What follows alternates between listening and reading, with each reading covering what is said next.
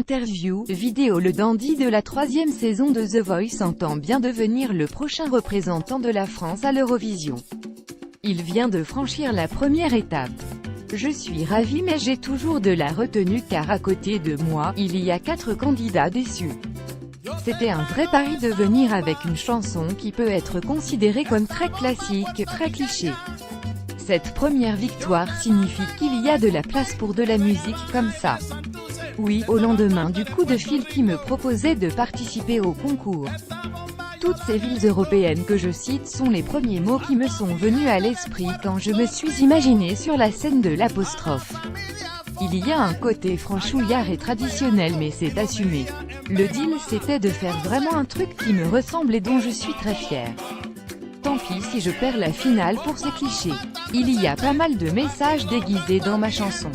Il y a une phrase pour dire que la primauté de l'amour est plus forte que la futilité des frontières. J'espère que le public comprendra. C'est un show mythique. En participant, j'avais envie de casser les barrières entre le monde des indépendants, auquel je peux appartenir, et l'univers plus populaire du concours. J'avais déjà fait ça pour The Voice.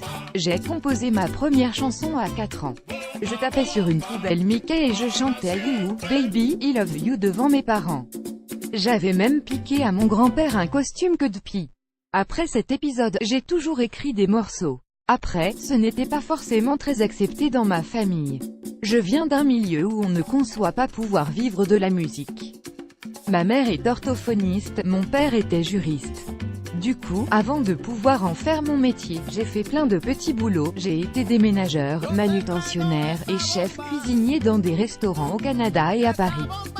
Mais en parallèle, je continuais la musique. J'ai joué dans la rue à Paris, beaucoup à Montmartre.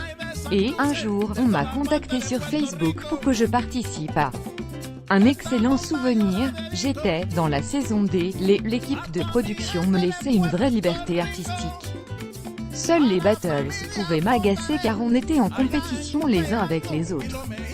Mais je ne renierai jamais l'émission car c'est grâce à elle que je vis aujourd'hui de la musique. Depuis la tournée, en réalité, j'ai ensuite sorti mon premier album Jouons chez Parlophone, un sous-label de Warner. J'ai écrit pour les autres aussi. Pour le dernier album de notamment. Je bosse la journée, je tiens à mes horaires de boulot car je suis papa d'une petite fille d'1 an et je veux m'en occuper. J'ai un studio à Paris et je travaille de 9h à 17h30. Après, je vais chercher ma fille à la crèche. C'est très important de rester dans la vie. Je continue à prendre le métro par exemple. C'est dans la vie qu'on puise l'inspiration, pas quand on va dans de grands restaurants et qu'on prend des taxis. J'ai choisi ce nom il y a très longtemps, quand j'avais 15 ans. Mais j'ai toujours gardé secret des origines. C'est un truc qui m'appartient. Je l'ai découvert après, mais Iggy signifie « idiot » en patois jamaïcain. Comme je faisais beaucoup de reggae à un moment, je disais aux gens que c'était pour ça. Mais, c'est pour une autre raison, mon vrai prénom, c'est Antoine. Je fais de la chanson française dans tout ce qu'il y a de plus large. Là, pour l'Eurovision, je fais un morceau typiquement classique, mais je produis aussi des trucs plus modernes. J'ai écouté beaucoup de blues, de jazz, de reggae, de la chanson française, les grands comme. C'est une jolie comparaison. Les gens ont parfois l'impression que je triche dans mon interprétation mais c'est naturel chez moi. Je ne me force pas. La cuisine évidemment. J'adore concocter de la nourriture asiatique en ce moment. Et des bouillons à